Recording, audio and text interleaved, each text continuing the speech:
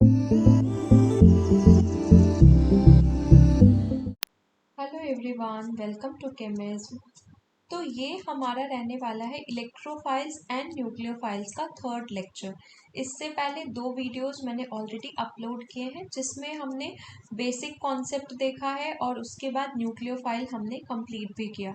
ठीक है, न्यूक्लियोफाइल का एक इम्पॉर्टेंट पोर्शन अभी रहता है न्यूक्लियोफिलिसिटी, और क्वेश्चन सॉल्व करने के पॉइंट ऑफ व्यू से न्यूक्लियोफिलिसिटी बहुत ज़्यादा इम्पॉर्टेंट है, तो उसको हम अच्छे से समझेंगे।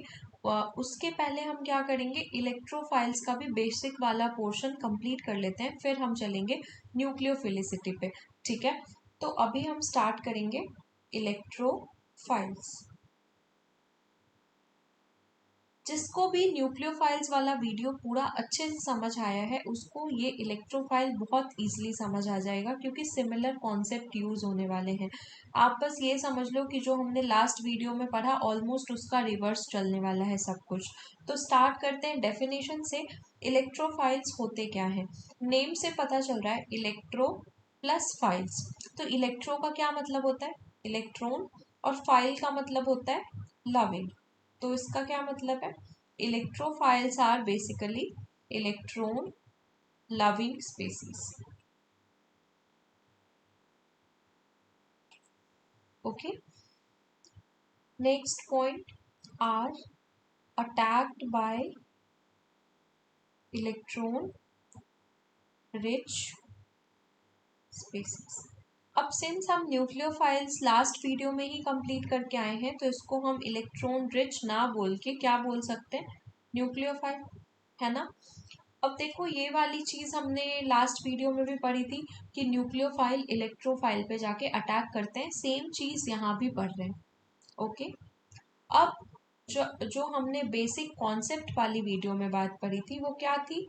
दो मोस्ट इम्पॉर्टेंट चीजें, डोनर एबिलिटी, ये वाली बात ही आपको याद रखनी है, फिर आप सब कुछ इजीली समझ जाओगे। ठीक है, donor ability is directly proportional to energy of HOMO and acceptor ability is inversely proportional to energy of LUMO। तो ये आप सबको पता होगा और बहुत बार मैं लिख चुकी हूँ। बार बार इसलिए लिखती हूँ कि कहीं आप मिस ना कर जाओ ये वाला पॉइंट, है ना। तो यहाँ से हम बोल सकते हैं, सो इलेक्ट्रोफाइल्स, इलेक्ट्रोफाइल्स ने करना क्या है? इलेक्ट्रॉन एक्सेप्ट करना है। इलेक्ट्रॉन एक्सेप्ट करने के लिए एक्सेप्टर एबिलिटी ज्यादा होनी चाहिए, मतलब लूमो की एनर्जी क्या होनी चाहिए? कम होनी चाहिए। इनवर्स रिलेशन है, तो यहां से हम बोल सकते हैं electrophiles have low line LUMO. ये इंपॉर्टेंट पॉइंट है। लो लाइन लूमो का क्या मतलब है? लूमो की एनर्जी कम होनी चाहिए। अब लूमो क्या क्या हो सकता है ये देखते हैं।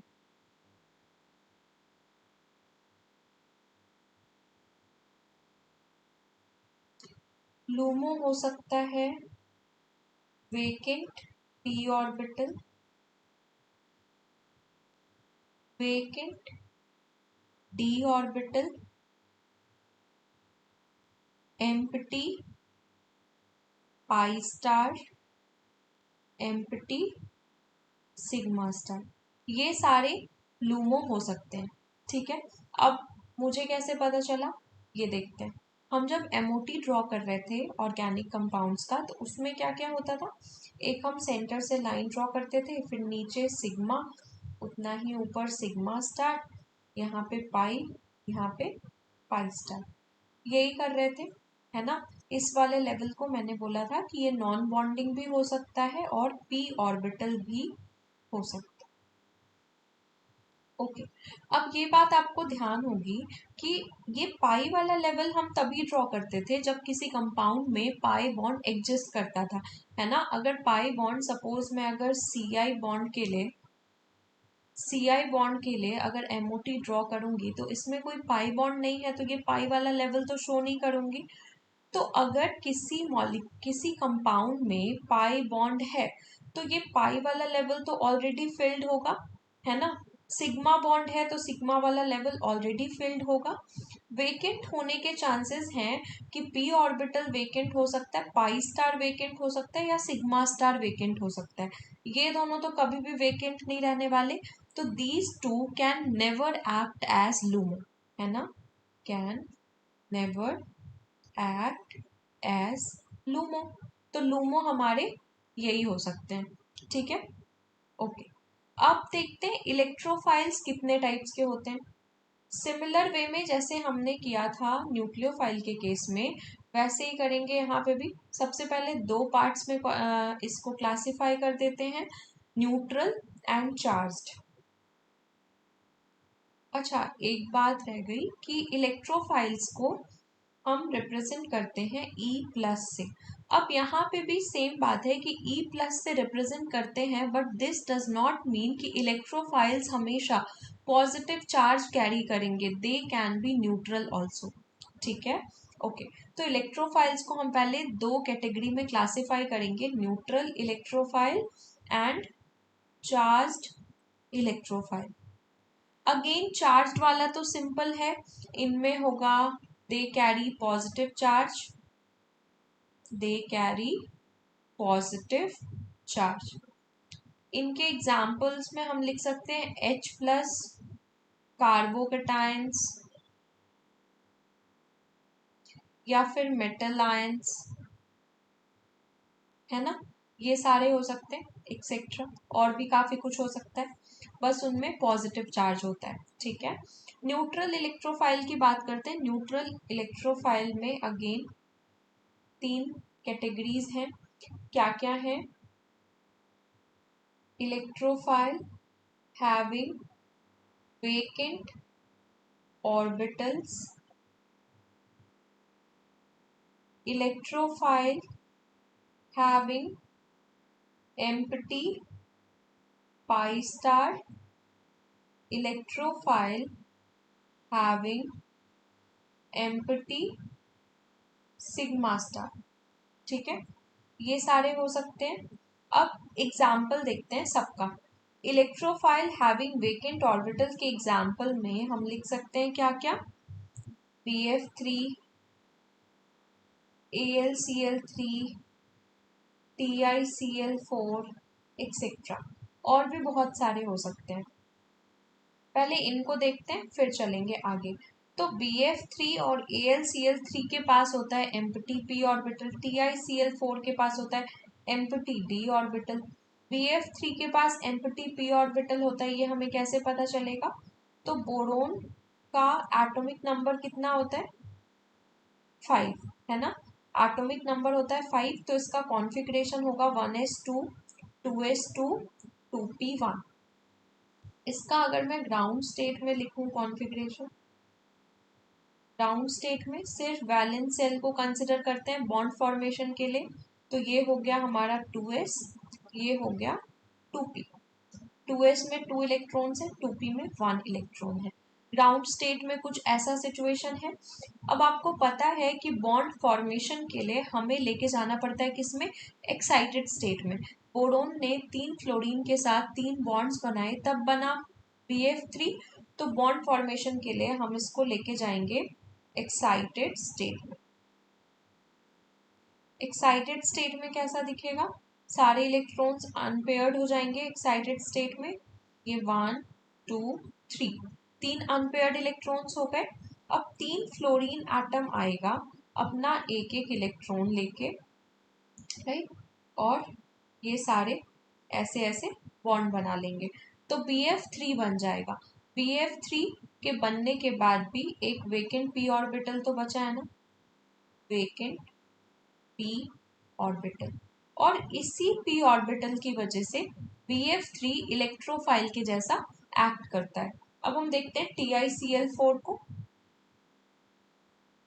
TiCl4, TiCl4 का एटॉमिक नंबर कितना होता है, 22, ठीक है। तो TiCl4 का कॉन्फ़िगरेशन लिखते हैं। TiCl4 सबसे पहले Ti का लिखते हैं configuration, 1s2 2s2 2p6 3s2 3p6 4s2 3d2 22 electrons हो गए, 10 10 2 22। हाँ सही है। अब TiCl4 में Ti का ऑक्सीडेशन स्टेट क्या है? x minus 4 is equals to 0, x is equals to +4। +4 oxidation state है। +4 ऑक्सीडेशन स्टेट है मतलब हमें Ti में से 4 इलेक्ट्रॉन्स निकाल देने हैं। तो जो आउटर मोस्ट शेल्स होंगे उनमें से इलेक्ट्रॉन्स निकलने वाले हैं। तो Ti4+ का कॉन्फ़िगरेशन हो जाएगा 1s2 2s2 2p6 3s2 3p6। बस इतना। ये जो 3d था पहले इसमें 2 इलेक्ट्रॉन्स थे बट अब क्या हो जाएगा 4s0 3d0। तो Ti4+ के पास इंटायरली वेकेंट d ऑर्बिटल है जिसकी वजह से ये एज एन इलेक्ट्रोफाइल एक्ट करता है।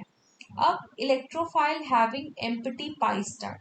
अब यहाँ पे एक बात आपको समझनी है कि पाई स्टार तभी होगा जब उसमें पाई बॉन्ड होगा। अगर मैं आपको बोलूं कि Ci है सपोज और C डबल बॉन्ड O है, इन दोनों में से किसके पास पाई स्टार होगा? तो इसका आंसर आप सबको पता है कि Ci के पास सिग्मा बॉन्ड है, बस इसके पास सिग्मा एंड पाई दोनों है। तो इसके पास बस सिग्मा बॉन्ड है तो इसके पास सिग्मा स्टार होगा, पाई स्टार नहीं होगा। इसके पास पाई बॉन्ड है तो पाई स्टार भी होगा, है ना। तो इलेक्ट्रोफाइल हैविंग पाई स्टार, कौन कौन से सिस्टम्स इसमें आ सकते हैं जिनमें पाई बॉन्ड हो?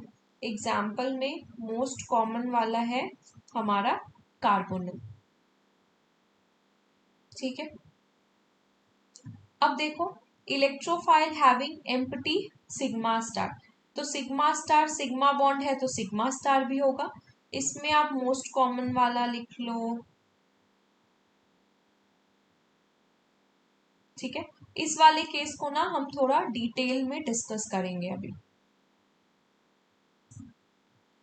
तो देखो BF3 है, TiCl4 है, इनके पास वेकेंट ऑर्बिटल होता है और ये सिंपली अपने वेकेंट ऑर्बिटल में इलेक्ट्रॉन पेयर एक्सेप्ट कर लेते हैं।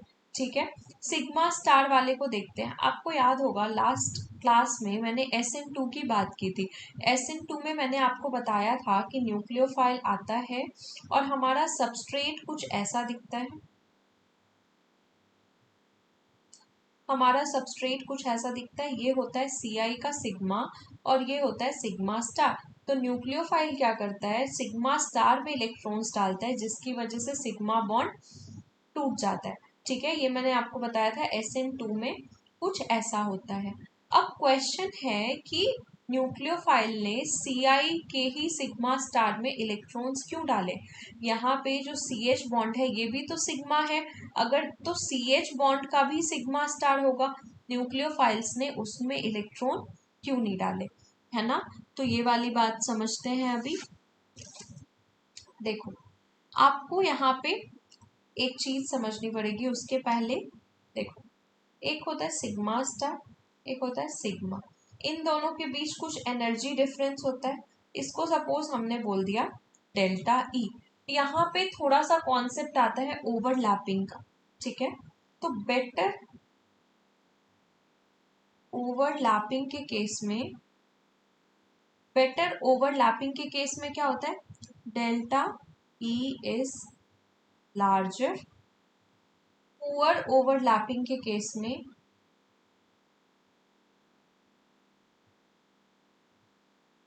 delta E is comparatively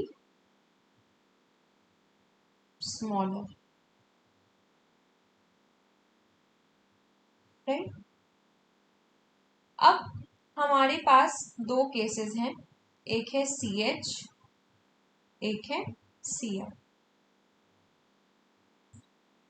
suppose हमने कार्बन का साइज फिक्स कर लिया इतना, हाइड्रोजन कार्बन से छोटा ही होगा, सपोज हाइड्रोजन इतना है। ठीक है। कार्बन इतना और आयोडीन काफी बड़ा है, काफी बड़ा। तो यहाँ पे ना क्या होता है, साइज डिफरेंस C और H के कंपैरिजन में Ci में साइज डिफरेंस ज्यादा है। साइज डिफरेंस ज्यादा होने की वजह से यहाँ पे होता है poor overlapping due to larger size difference. Size difference. और यहाँ पे क्या होता है, कंपैरेटिवली बेटर ओवरलैपिंग। ओके, तो विच मीन्स अगर मैं CH बॉन्ड के लिए MOT ड्रॉ करूं और साथ में ही CI बॉन्ड के लिए MOT ड्रॉ करूं, तो सिचुएशन कुछ ऐसी रहने वाली है कि इसमें बेटर ओवरलैपिंग हो रहा है। मीन्स ये वाला कॉन्सेप्ट डेल्टा E लार्ज रहने वाला है, मतलब ये जो हमने लाइन लगाई है इससे सिग्मा इतना नीचे होगा तो सिग्मा स्टार इतना ऊपर होगा। CI के केस में क्या रहने वाला है कि डेल्टा E कम होगा ड्यू टू पुअर ओवरलैपिंग, तो सिग्मा कहीं यहाँ पे होगा और सिग्मा स्टार कहीं यहाँ पे होगा। तो CI के केस में अब देखो सिग्मा बॉन्ड है तो 2 इलेक्ट्रॉन्स यहाँ होंगे, 2 इलेक्ट्रॉन्स यहाँ भी होंगे। ये रहने वाला है हमारा लूमो, ये रहने वाला है लूमो। तो पुअर ओवरलैपिंग की वजह से डेल्टा E कम हो गया, जिसकी वजह से सिग्मा स्टार की एनर्जी कम हो गई इन केस ऑफ CI। तो यहाँ पे हम बोल सकते हैं, अगर मैं आपसे एनर्जी का ऑर्डर पूछूं तो sigma star of CH has higher energy as compare to sigma star of CI। अब हमें पता है कि एक्सेप्टर एबिलिटी ज्यादा होती है जब लूमो की एनर्जी कम होती है, तो इस वाले लूमो की एनर्जी कम है, इस वजह से CI बॉन्ड का सिग्मा स्टार एक्ट करता है इलेक्ट्रोफाइल के जैसे और न्यूक्लियोफाइल CI बॉन्ड के सिग्मा स्टार में इलेक्ट्रॉन डेंसिटी डालता है। तो ये बात क्लियर हो गई सबको। तो ये था sigma star, empty sigma star का एक बहुत ही अच्छा सा एग्जाम्पल।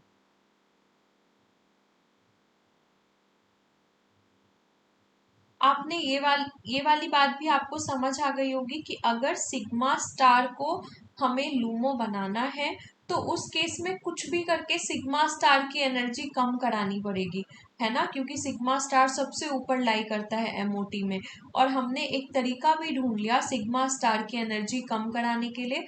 हम क्या करते हैं, साइज डिफरेंस ज्यादा कर देंगे जिसकी वजह से ओवरलैपिंग पूरी पुअर होगी और सिग्मा स्टार की एनर्जी कम हो जाएगी। ऑलराइट, अब हम चलते हैं एल्कीन वाले केस पे। एल्कीन वाले केस में मैंने आपको लास्ट लेक्चर में बताया था कि ये इलेक्ट्रोफाइल के जैसे भी एक्ट कर सकता है और न्यूक्लियोफाइल के जैसे भी, can act as both electrophile and nucleophile. Electrophile कब होगा, जब इसके पास होगा लो लाइन पाई स्टार, क्योंकि इलेक्ट्रोफाइल पाई स्टार में एक्सेप्ट करेगा और एक्सेप्ट करने के लिए उसकी एनर्जी कम होनी चाहिए। तो जब एल्कीन के पास लो लाइन पाई स्टार होगा तब वो इलेक्ट्रोफाइल के जैसे एक्ट करता है। और न्यूक्लियोफाइल कब होगा, जब इसके पास होगा हाई लाइन पाई। ठीक है, ओके।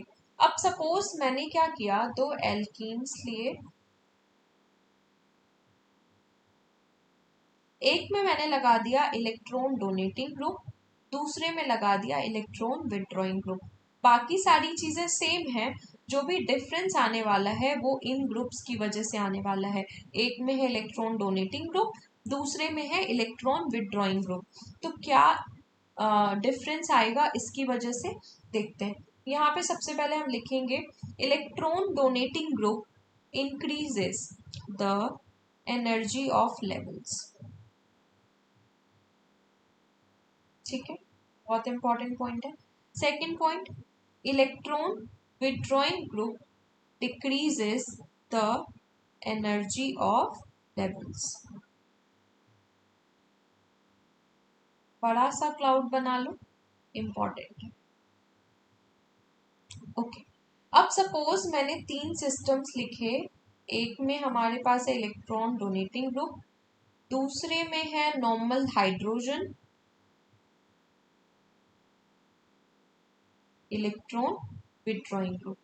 ठीक है, इन तीनों के लिए हम MOT बनाते हैं, फिर देखते हैं कौन सा बेटर न्यूक्लियोफाइल हो सकता है, कौन सा बेटर इलेक्ट्रोफाइल हो सकता है। ठीक है, देखो इलेक्ट्रॉन डोनेटिंग ग्रुप हमने लगाया तो हमने यहाँ पे क्या लिखा, इलेक्ट्रॉन डोनेटिंग ग्रुप के आने से लेवल्स की एनर्जी इंक्रीज कर जाती है। ठीक है, तो इस केस में कहीं यहाँ पे सिग्मा है, सपोज यहाँ पे है पाई, यहाँ पे है पाई स्टार, यहाँ पे है सिग्मा स्टार। अब इलेक्ट्रॉन डोनेटिंग ग्रुप के आने की वजह से लेवल्स की एनर्जी राइज की है, विच मीन्स कि इस केस में हाइड्रोजन लगा है तो लेवल्स की एनर्जी इससे तो कम रहने वाली है। तो इस केस में सपोज सिग्मा यहाँ पे है, पाई यहाँ पे है, pi star and sigma star, ये है लेवल्स की एनर्जी में डिफरेंस। अब अगेन हमने यहाँ पे लगा दिया electron withdrawing group. Electron withdrawing group के आने से लेवल्स की एनर्जी डिक्रीज होगी, तो फर्दर जो इस केस में लेवल्स होंगे वो कहीं यहाँ पे लाई करेंगे, ये होगा सिग्मा, सपोज ये पाई, पाई स्टार एंड ये सिग्मा स्टार। ऑलराइट, सिग्मा और पाई बॉन्ड है तो ये दोनों लेवल्स तो फिल्ड होंगे हर केस में, सही है। ये रहने वाला है लूमो, ये रहने वाला है होमो, हर केस में यही होगा। ये होमो है, ये होमो है, ये, ठीक है, ओके। तो देखो इस केस में अब डोनर एबिलिटी ज्यादा होने के लिए होमो की एनर्जी ज्यादा होनी चाहिए। सपोज मैंने इसको 1 बोल दिया, 2 बोल दिया, 3 बोल दिया। अब अगर मैं ऑर्डर लगाऊं एनर्जी ऑफ होमो, दूसरा ऑर्डर लगाना है हमें एनर्जी ऑफ लूमो, तो एनर्जी ऑफ होमो किस केस में सबसे ज्यादा है, 1 में सबसे ज्यादा है एंड 3 में सबसे कम है। तो एनर्जी ऑफ होमो का ऑर्डर हो गया 1 2 3। एनर्जी ऑफ लूमो की मैं बात करूं तो 1 में सबसे ज्यादा है और 3 में सबसे कम है। एनर्जी ऑफ लूमो का भी यही ऑर्डर रहने वाला है। ओके, अब यहां से एक्सेप्टर एबिलिटी, एक्सेप्टर एबिलिटी का क्या मतलब है, better electrophile. Acceptor ability maximum किसकी होगी, जिसके लूमो की एनर्जी मिनिमम होगी, मतलब ये 3 वाला। तो 3 वाला हमारा रहने वाला है बेस्ट इलेक्ट्रोफाइल। और अगर मैं बात करूं बेस्ट न्यूक्लियोफाइल की, मतलब जिसकी डोनर, बेस्ट न्यूक्लियोफाइल का क्या मतलब है, मैक्सिमम डोनर एबिलिटी, तो वो क्या रहने वाला है, जिसके होमो की एनर्जी मैक्सिमम हो। 1 के होमो की एनर्जी मैक्सिमम है तो बेस्ट न्यूक्लियोफाइल रहने वाला है 1। तो यहाँ से कंक्लूजन आया कि अगर हम एल्कीन में कोई इलेक्ट्रॉन डोनेटिंग ग्रुप इंट्रोड्यूस करा देंगे तो प्रोबेबिलिटी बढ़ जाएगी कि it will act as a nucleophile. और अगर हम एल्कीन के साथ कोई इलेक्ट्रॉन विड्रॉइंग ग्रुप इंट्रोड्यूस करा देंगे तो प्रोबेबिलिटी बढ़ जाएगी कि it will act as an electrophile. ठीक है, एक और चीज हम कह सकते हैं कि अगर हम एल्कीन के साथ सपोज कोई इलेक्ट्रोनेगेटिव एलिमेंट लगा दें, यहाँ पे X क्या है, इलेक्ट्रोनेगेटिव एलिमेंट। अगर हमने एल्कीन के साथ इलेक्ट्रोनेगेटिव एलिमेंट लगा दिया तो इलेक्ट्रोनेगेटिव एलिमेंट के आने से क्या होता है, लेवल्स की एनर्जी कम होती है। इस केस में भी इलेक्ट्रोनेगेटिव एलिमेंट के आने की वजह से लेवल्स की एनर्जी कम हो जाएगी और एल्कीन इलेक्ट्रोफाइल के जैसा एक्ट करेगा। तो यहाँ पे हम लिख सकते हैं इफ इलेक्ट्रोनेगेटिव